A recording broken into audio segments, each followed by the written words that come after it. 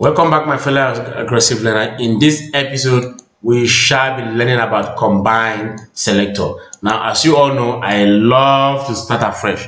So someone will say someone would not say I am cheating. All right. So I'm going to clear this because we want to talk about what Combine Selector. Combine Selector. Combine CSS Selector. All right. Good. Now, okay, that's it. So I believe if I leave this, you won't say I'm cheating and hopefully understand what we're doing. So now look at this whole element from main, div, and all this. Let's assume I create a class here that I call container. All right, for instance, and then I want to target this P element, for instance. I know somebody will say, it could have been better to just do class and then call it item, or use ID and call it item, and you're good to go. Okay, that's true.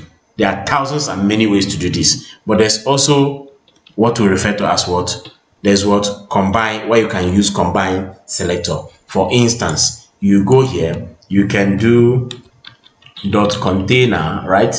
And you can do what? If you do container and you do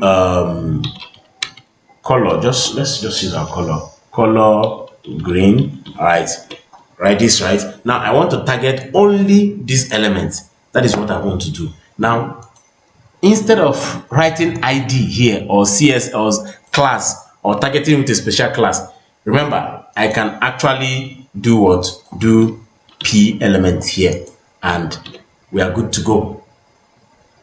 Somebody will say, why don't you just go ahead and do it? Yes, that's also sweet, but it is important to let you know that as your code begin to grow complex, as your code begin to become complex, you might get confused. There's a whole lot of things that will be happening, and it is good that you are able to define things in this way. That will help you to narrow things down and be able to stay on track, because when your project gets thick and complex, you might likely lose hold of what is happening, and you might even give up in writing code just because you had a little issue.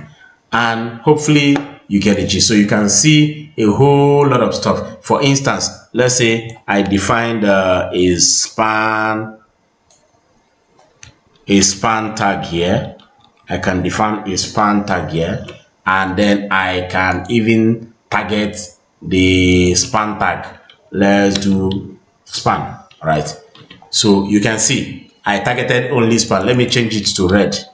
So this is what combine selector does. You can see I use container, a class, I use element, I use this. So I combine like 3 selector just because I want to target one particular element. So in this case, what it means in this HTML is that anywhere that if I find a container, inside that container, the one that has, in fact, what I want to style is the span tag that has a parent container. All right, that has a parent P tag and has a super parent container. I think that is very specific, and hopefully you get the gist in this tutorial. See you in the next session, and please subscribe to my YouTube channel. Thank you.